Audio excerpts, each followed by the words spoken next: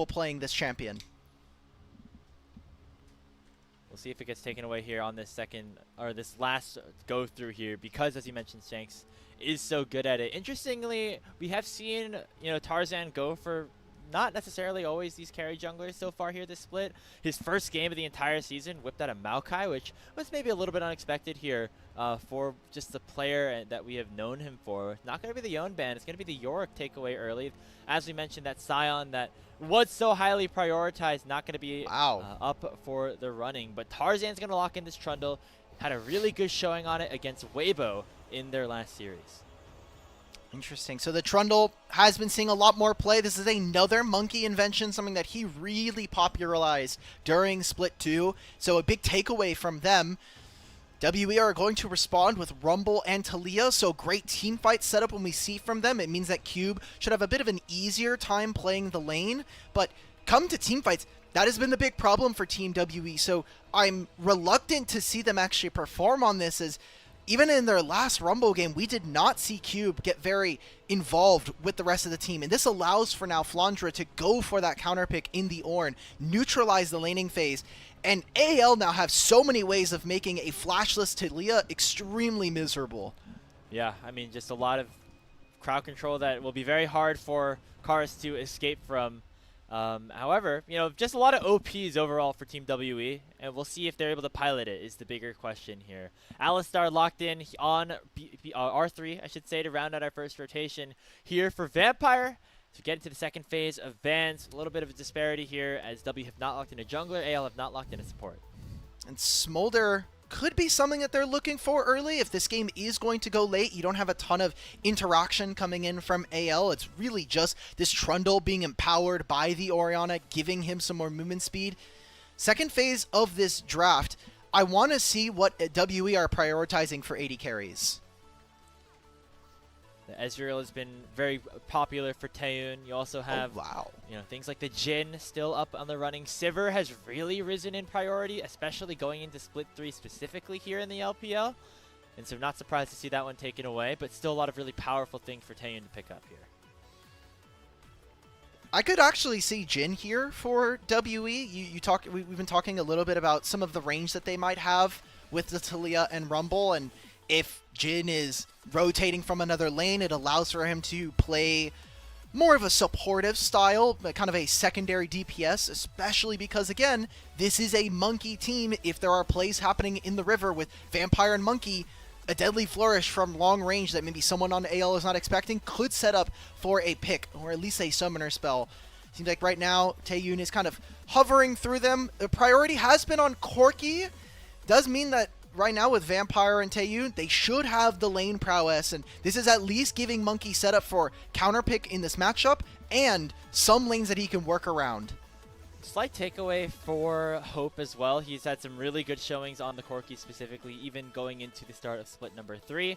A lot of options. I think team fighting really is the name of the game when you lock in Ornn and Orianna. So Kaisa is kind of a more flexible option, but I was even saying something like a Jinx could have worked here for AL if they wanted to lock that one in, but going for a little bit more of the aggressive pick here in the Kaisa, Nautilus, Rel, Leona, a lot of these engaged supports still available. Imagining Kael locks in one of those. Yeah, Rel would feel particularly bad because there's an Alistar in the enemy team. Rakan is the most fluid, I think, especially when we're talking about some dive buddies here.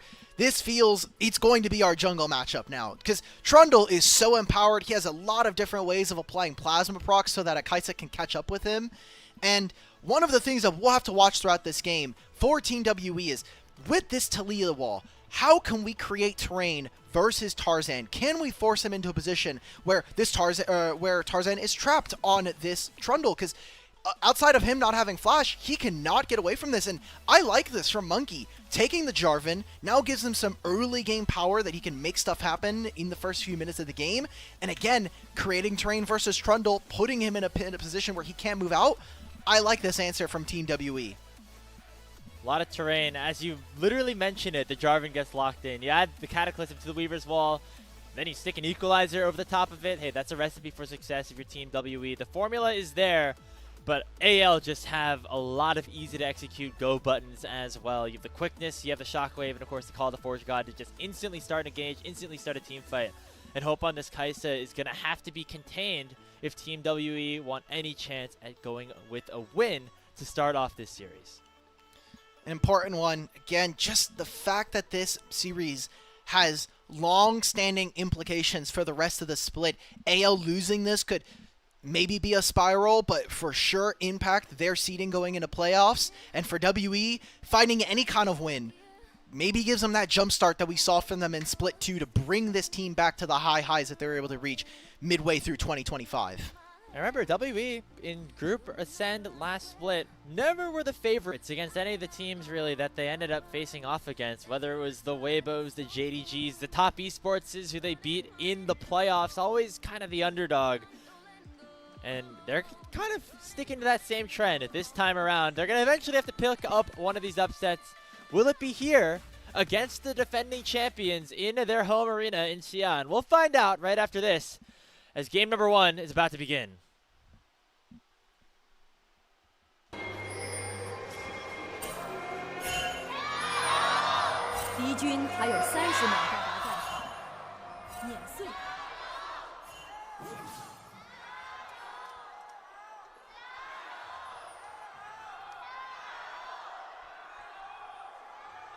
Okay. The AL fans are a little quieter. I could understand, considering the early start to the season. But they're still dwarfing the WE fans in the arena. I felt it was kind of 50-50, honestly. There were some WE heads in there. I would hope so. It's their home arena. If there are no fans in there for WE, we have a problem. We're not activating the locals, or maybe WE are not doing as good of a job here. Early control of this lane brush. They now know Taeyoon is in there, but do they know Vampire is there? They do not win this 2v2 if it's a short trade, especially with the Corki Gatling gun, giving them so much resistance shred. They're playing very safe right now. They're very respectful, and now they will see Vampire and make sure that nothing bad does happen. That is the thing. If you are playing in this Alistar in the level 1, only really is a bad situation for your opponents if you kind of let them walk into two-man pulverize to start off. So that did not happen, so now AL going to have control over this wave for the first level. Also, Taeyoon started Phosphorus Bomb, so a little bit more mana intensive, and because it is just a skill shot, it's only going to help you so much. He's now missed 2 in a row here. And thanks to them having double ranged, AL get control of the bot lane. They'll be able to hit level 2 early. Junglers are pathing to the opposite sides. Tarzan has been spotted on his Raptor camp right now, whereas the same level of vision concentration has not been applied by AL. They do not know where Monki is going, and he has been one of the most creative players in the early pathing. And on a champion like the Jarvan that has one of the highest efficiency ganks in the game once you do hit that level 3, even the level 2, just with the flag and drag. We've seen so many iconic Jarvan moments here in the LPL specifically. You think of like an MLHG or something. That's kind of where I, like, he's the guy that I kind of associate this champion with the most, just from all the time watching him at these international events. So somebody like Monki, try to put up a similar performance this time around. We're getting an early swap with Flandre going down at level 2. And there was no response there. You saw that Vampire was channeling the recall, just maybe seeing if someone would show on another lane. But because he hasn't done that, they're going to be late here from the side of Team WE. This really does favor AL. If Cube is put down behind early, it does not matter if his counterpart in the Ornn falls behind a little bit in gold. More importantly, he just wants to make sure that he is in range for experience, because that is the more important stat when it comes to Ornn. Just getting to those masterwork items, I think, is a pretty big break point for AL, and kind of maintaining that scaling advantage that they could see as the game goes on. So Cube has to be very careful. He knows Jarvan's on the opposite side of the map, and as long as Vampire's not here, if AL want, they could try to fish for a summoner spell from the Rumble. They got to be quick about it, because Vampire and Taeyoon are on the way. Heal already popped here for Kael, and they got to force Cube's flash. That might be all that they want. As soon as they see that Vampire is here, it is time for anyone's legend. Get on out of there. You might say, hey, they wasted a heal. Is that worth? Well, guess what? Both of our supports have Summoner Spellbook. So Taeyoon and Monki are in the area. Oh, wow. Going very aggressive here. In and out the 3v3 as AL do see that Monki has arrived. Tarzan going to be the target, has his flash, might have to use it to get away from the combo. Goes over the wall instead and will be chunked down to 200 HP, but will retain his life. Vampire is waiting for those summoners because he knows he can just flash and look for the engage onto Tarzan. Maybe if he had done it a little sooner, Monki could have actually made an impact there. Either they force the flash early or get themselves that first kill. Either way, WE have now responded to AL overextending to try to catch Cube. And all in all, I think this is a pretty minor win for WE, even if anyone's Legends are in a gold advantage right now. Yeah, and the only thing is they're going to have to make sure they capitalize on Tarzan not having his flash sometime soon. As that is the only reason and the only way that not having the summoner spell actually does help you. You know, you could always ping the, oh, this guy has no F, but if you don't end up, getting the kill on him eventually, going to be maybe a bit of a problem. So Monki going to have to be active, going to have to be more aggressive here on this Jarvan in the early game. As we still trailing in the CS department across the board. No dragons yet to be taken. Seems like junglers are going to wait until they're able to have their ultimates here.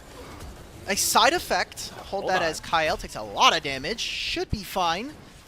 Also hope Some flash. trading coming out. Whew. Okay.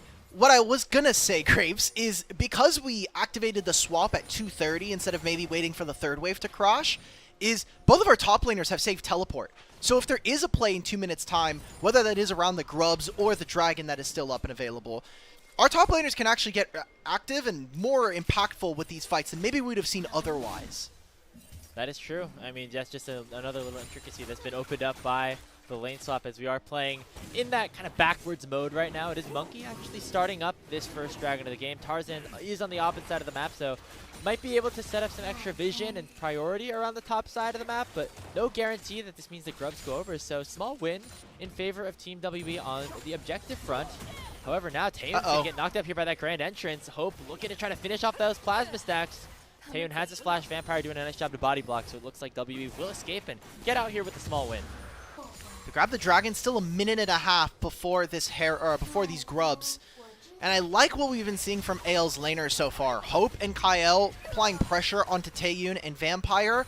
And in the same thing, we kind of saw a little bit of it there. Shanks pressuring Karis to not only take a recall, but now he's going to be behind because once the wave bounces back under his turret, Shanks can very quickly, with Tarzan after he finishes his bottom side, they could show up mid, get Karis' flash, and because he won't have teleport, that could be a numbers advantage as it opens up on the top side.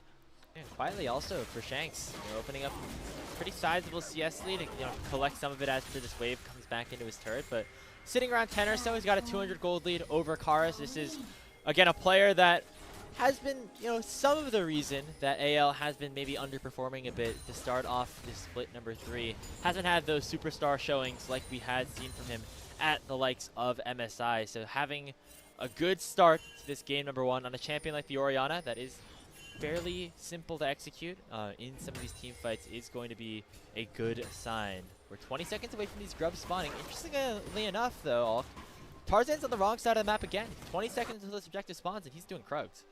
I think it'll be fine. I mean, you look at how much vision has been placed by WE on the bottom side of the map. They haven't really been able to transfer that, and it seems like they'll be a little happier. Monki, instead of finishing his Krugs, will have his red buff up. So in terms of the damage profile and some of the combat efficacy, that could be something that we actually see comes in the favor of Team WE, but they have really impactful ultimates here for AL. Looking at that shockwave from Shanks, he has the priority now to answer. Let's see if WE can get more than just one grub. Yeah, already Cataclysm in onto Tarzan. Remember, he doesn't have that flash, but gonna just use that subjugate to become oh so tanky. Killer Instinct into the pit, and it's gonna be first blood picked up for AL, and Karis is stuck in that pick at it, gonna have to flash away. Already that first grub secured by Team WE. A teleport comes in. It's going to be Cube looking to try to rejoin the fight. But without Monki alive, it's going to be very difficult for W to do anything about it. However, two-man seismic shove does land onto AL. Tarzan getting critically low, but now Karis doesn't have any more mana. Meanwhile, on the other side of things, it's going to be Taeyoon forced upon the barrier, but now Cube has burned down Hope, and Kael has to flash away as well. Cube picks up another kill, and WE managed to go 2 for 1. I don't think Cube is getting another one after this. Flandre decided, I'm hitting the turret. he must have taken a really bad trade. He also used his ultimate there. So something happens. I really hope we get a check at the replay, as that is 3 kills now to WE in the first 9 minutes of this game. Feats of warfare going over to them. I need to see what happened in bottom lane, because or not being able to teleport in that situation to match Cube gives WE a numbers advantage, even with Monki falling at the very beginning of this.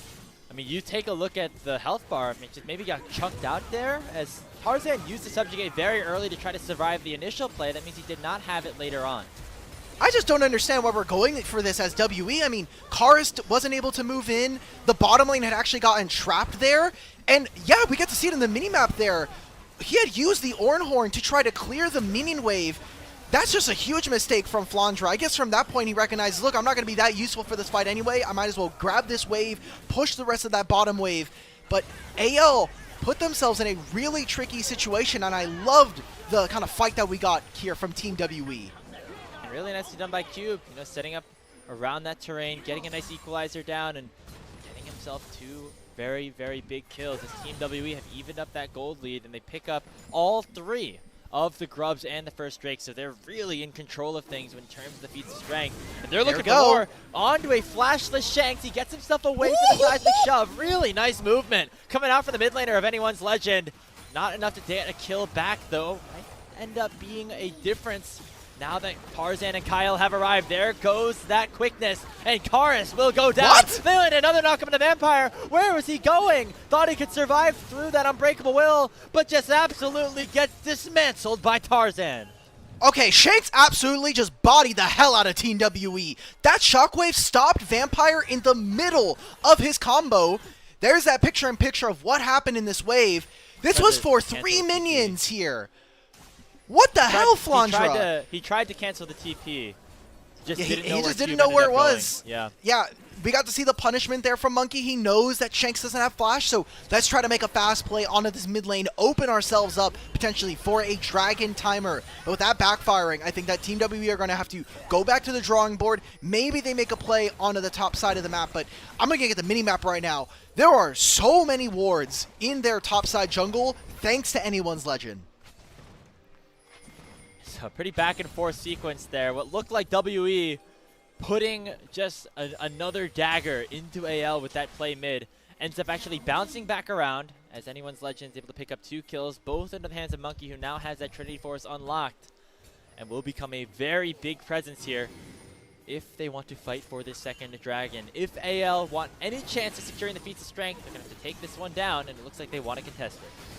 Flandre does have ultimate. Kael, or Hope, is not in the area, but has killer instinct. They're going to go on to Cube, who just was overheated, but he's going to be able to get back to a good state very quickly. The Dragon's at 2,000 HP. They've already knocked down Tarzan, as Karis has come in with the Weaver's Wall just to try to zone the Trundle away from the Drake. Equalizer trying to burn him down. Tarzan won't go down just yet, but now Flandre is the next target. Kael and Hope have to get in there quick, but a 3-man shockwave comes in from Shanks, but it's not nearly enough as Karis is going to be able to shut him down. WE winning yet another fight. It's a 1-for-1, but the health bar is certainly in their favor, with Monki heading right back to the Dragon. I like the pincer there, and parts of that fight that we didn't get to necessarily see was WE and how they controlled space. AL were more considerate of making sure that individual members of WE couldn't join. Taeyoon was very late to this fight thanks to Hope pressuring him off, but that is not the focus there. The instantaneous engage onto Cube means nothing. If you look at it from WE's side, they're allowing for Monki to get into that backline, for them to now secure the feats of strength. Take a look at this replay. Look at where the rest of AL are. They're trying to put all of this damage onto the Rumble. Karis in this Unraveled Earth stops Kael from joining. And now they're just going to pincer the very weak side. I love the use of the Talia wall to instantly reposition, make it difficult for AL's carry to make it over to this side of the fight. And this was what we were talking about with AL's struggles at the start of this regular season, just being a little bit disjointed. You know, with all these engage tools, they're all good, but not great in isolation. So just that Ornhorn is not actually going to provide a lot of value unless you have the follow-up. But AL were kind of caught in a tough spot where they were trying to collapse on 2 different areas, and WB just collapsed on one end of it and ended up getting the better end of the fight. Right now, objective setups are going the way of Team WE. Individual plays, I think AL are still a little bit better than their opponents, and something that we'll see throughout this series and definitely in this game. WE in a lot of their games so far have shown that they can play for early objectives, that they've been able to do it in impossible situations. Maybe Kael gets out of here. I mean, he has flash, he should be fine. WE, when they have a Smolder comp in bottom lane, they're able to get the first 3 dragons. When they have a Senna composition, they're able to get the first 3 dragons. It's that soul that has been the biggest kind of nail in the coffin for them that they have not been able to get over and has led to them starting off the season 0-3. So, you know, basically what we're saying is, you know, not these guys cannot close, bro. Yet. Yes, they've done the part that they've been able to do so far, but the question is when it gets to the 5v5 team fights, can they deliver? When these champions start to get a couple of items in, when the damage really starts to amplify on some of these big carries, will, you know, Karis and Taeyoon be able to play these fights without getting caught out? Will Cube be able to provide the right amount of damage? Will Monki and Vampire, most crucially, be able to start the fight at the right time? That's something that AL have been able to do really well throughout Split 2. That's what led them to an LPL title. But maybe they are faltering in that area as well. It is Tarzan starting up the Rift Herald as we speak. Currently Cube on the wrong side of the map. He has his teleport though. Yeah, he just hit level 11, but he doesn't have Equalizer. I think right now WE more focused on getting gold for themselves to make sure that Karis can pick up another wave. He's very close to actually finishing his Seraphs.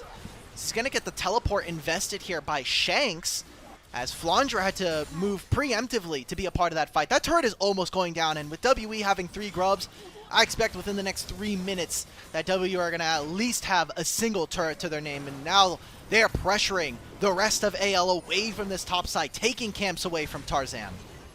Yeah, he's making the star player of AL as uncomfortable as possible.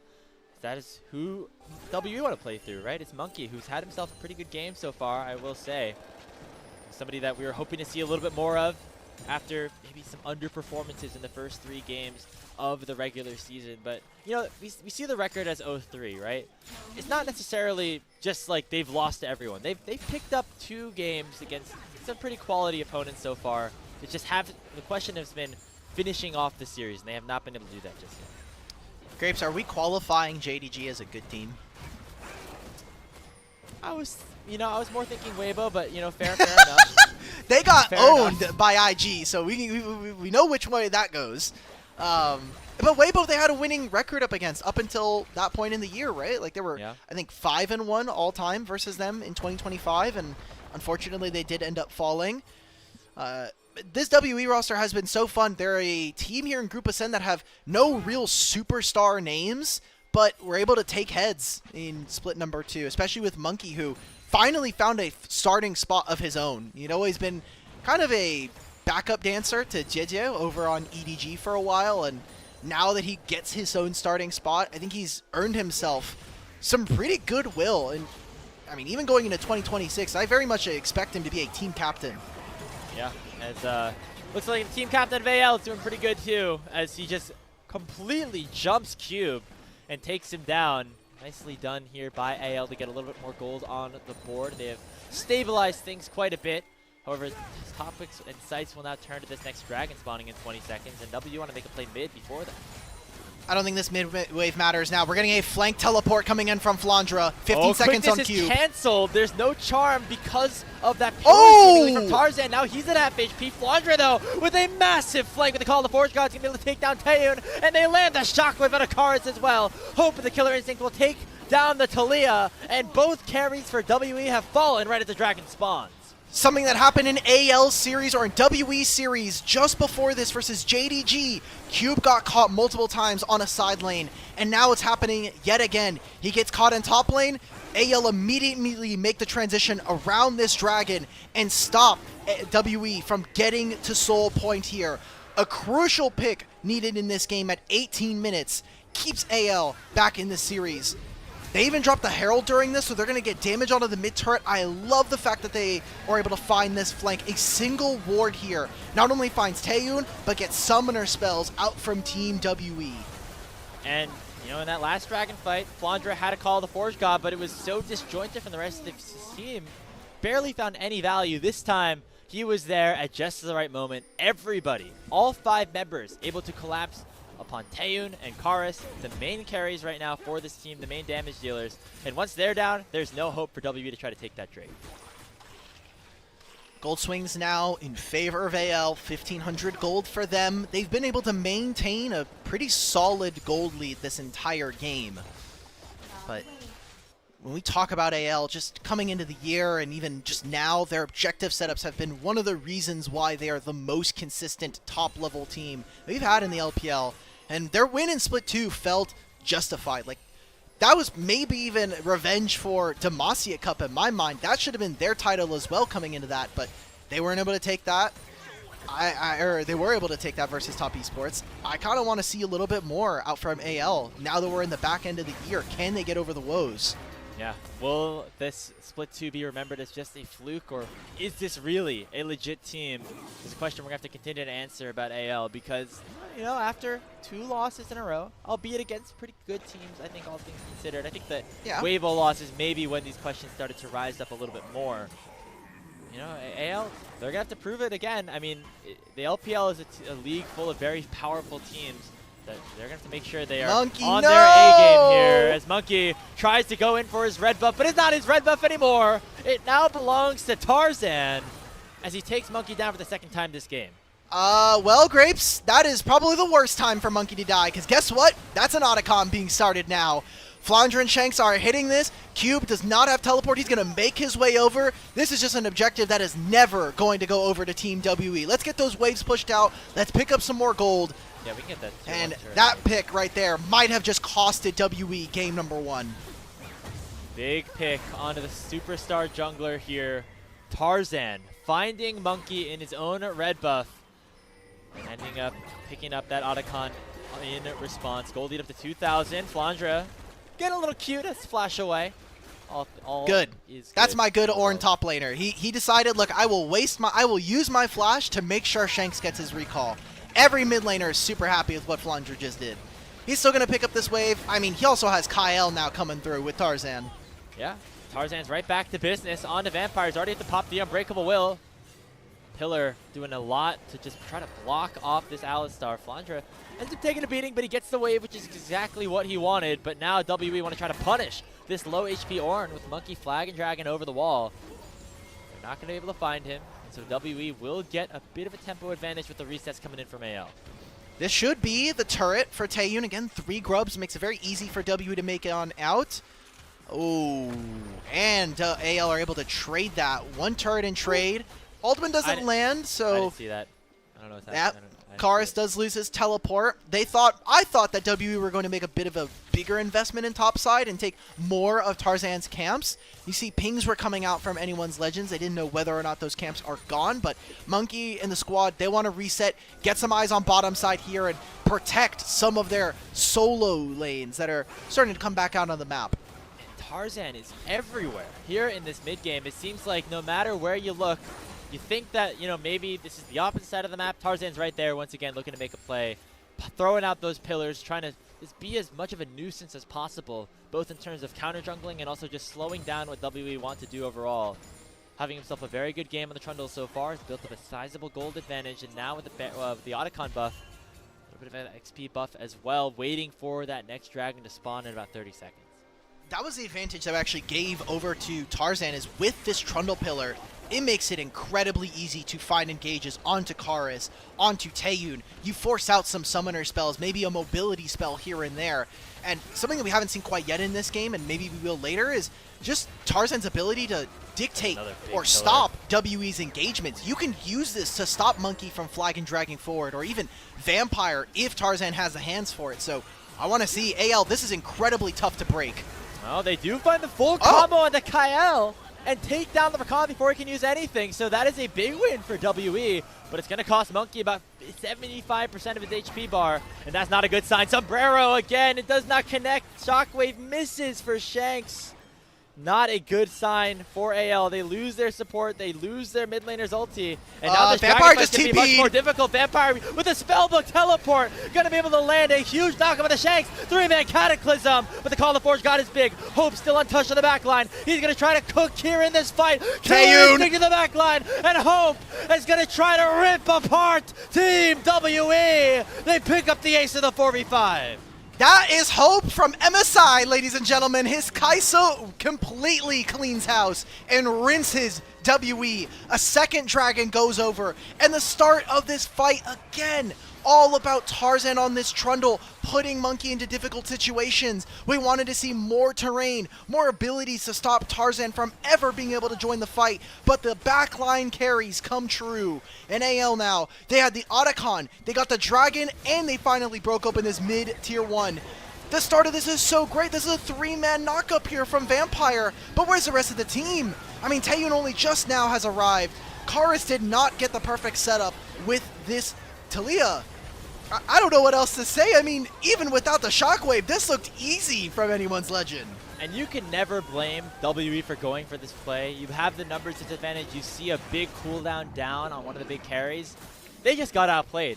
Plain and simple, and that's one of the advantages of having all these superstars here on anyone's legends compared to WE when Tarzan's able to do what he was doing in that fight. And of course, Hope. Have to talk about what he was able to accomplish there, dishing out so much damage, ulting in at just the perfect moment, and setting up an advantageous game state from this point forward for anyone's legends for game number 1.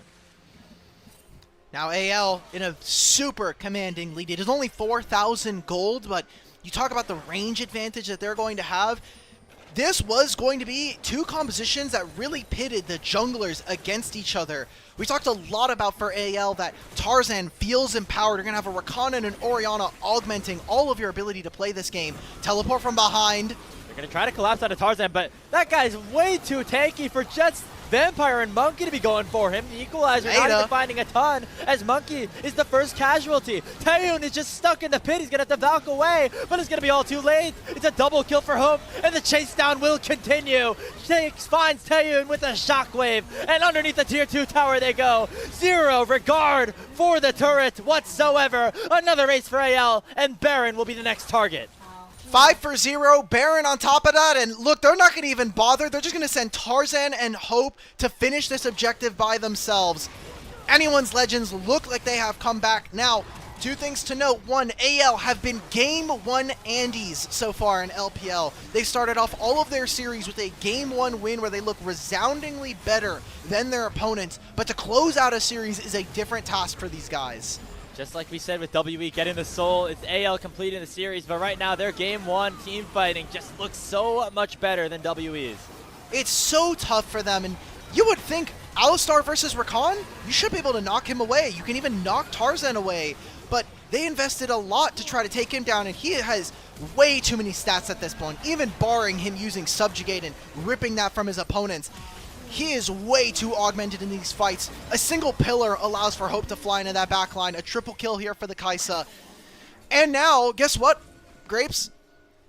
Ornn is level 16. Yep. He's giving out Masterwork items. So if you thought the gold lead was already bad enough, the experience differential that they got from the Otacon, now they're also going to have even more stats than their opponents. So that 10,000 gold lead on your screen is going to more feel like 15.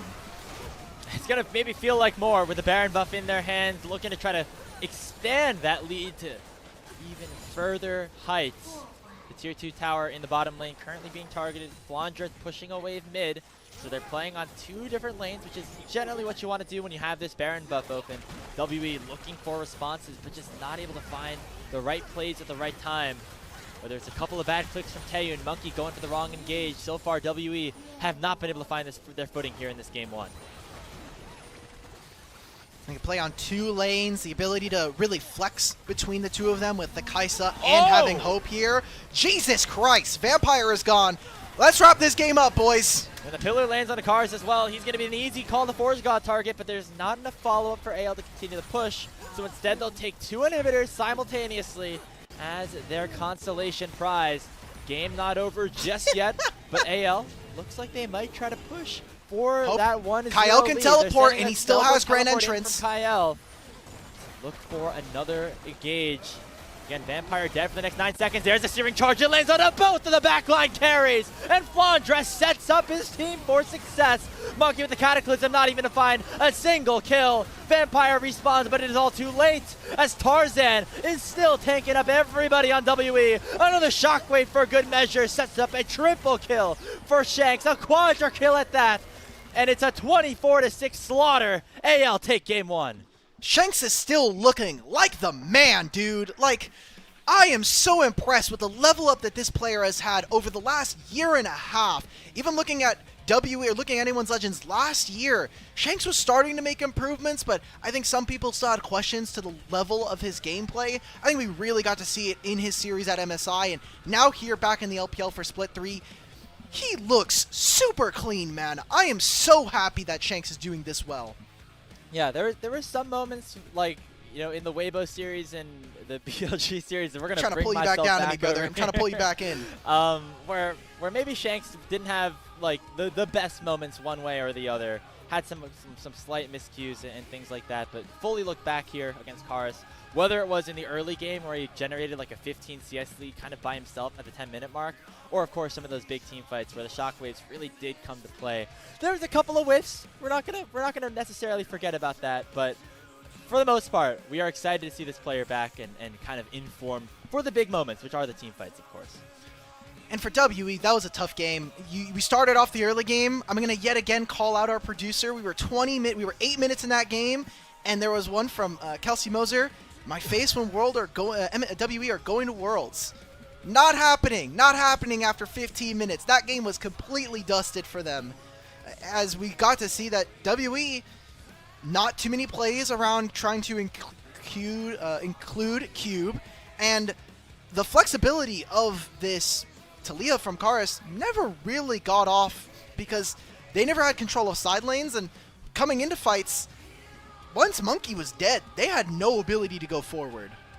Yeah, and again, kind of the big playmakers not necessarily finding the best moments for them. Monki kind of, I don't know, like that engage, or just seeing AL like kind of in his own jungle and still trying to go for the red buff, that's the greed they talk about in the Bible, man. I don't know, Monki having a bad, not kind of realizing that kill set up the Otacon and then set up a situation for AL to become the playmakers, to become the alphas in these dragon fights moving forward. That really did hurt them, and that's maybe some of that over-aggression from WE coming back to bite them like we saw. All right, where are you on the panic meter, brother? Are we saying that losing to the best team in the LPL probably is not meaningful? Or I like their first 10 minutes. Their first 10 minutes were great. Their first 10 minutes have looked pretty good, I think, kind of throughout the season, though. So yeah. I'm going to need a little bit more of a sample size to fully gauge where I'm at with this.